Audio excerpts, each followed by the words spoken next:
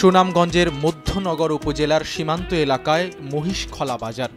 এই বাজারের তুমুল জনপ্রিয় মিষ্টির দোকান শ্রী গোপাল মিষ্টান্ন ভাণ্ডার। গোপালের মিষ্টির বেশ নামডাক, পুরো জেলা এমনকি জেলার বাইরেও সুনাম রয়েছে এই মিষ্টির দোকানের। দূর দূরান্ত থেকে এখানে মিষ্টি খেতে আসেন অনেকেই। গোপাল মিষ্টান্ন ভাণ্ডারের প্রতিষ্ঠাতা গৌরাঙ্গ চন্দ্র ঘোষ। 2013 সালে তার মৃত্যুর পর জ্যেষ্ঠ ছেলে গোপাল চন্দ্র ঘোষ পিতার উত্তরসূরি হিসেবে ব্যবসার হাল ধরেন। মিষ্টির গুণগত মান বাড়ানো হয়, বাড়ে সুনামও। স্বাভাবিকভাবেই বাড়তে থাকে ব্যবসার পরিধি। সুস্বাদু মিষ্টি খেয়ে ক্রেতারাও দারুণ খুশি। এইখানের মিষ্টি তো মহিষখলা বাজার থেকে খুব উন্নত মিষ্টি হয়। এখানে মিষ্টি খুব ভালো, আমরা এই দোকান থেকে কিনি।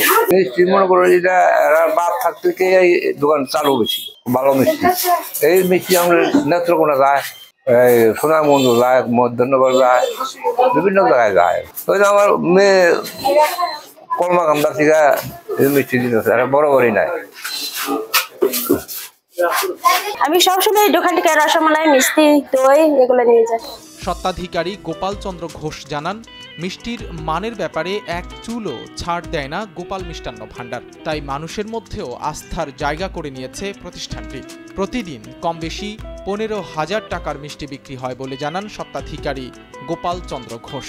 এদিকে যারা ঘোরাফেরার লিগে মনে করেন যে ইয়াতে যায়, নীলাদ্রি যায় বা সুনামগঞ্জ থেকে যারা যায় ইয়াতে আমাদের চন্দ্রডিঙ্গা বা আমাদের দুর্গাপুর আছে, চলাফেরা করলে আমার এখানে আসে আর কি। তো মিষ্টি বানাই, এই যে রসগোল্লা আছে, আমাদের বালিশ মিষ্টি আছে, এরপরে কালো জাম, রসমালাই, দই আছে, সরমালাই আছে।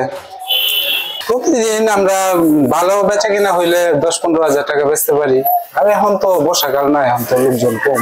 আচ্ছা, চারটা পরে আমরা এই শুকনা সিজনের এনে সব শ্রেণীর কাস্টমারই আসে। মানুষের আস্থা নিয়ে আরও অনেক দূর এগিয়ে যাবে গোপাল মিষ্টান্ন ভাণ্ডার, সেটাই প্রত্যাশা প্রতিষ্ঠানটির মালিক ও কর্মচারীদের। সাইদ রহমান, কালের কণ্ঠ।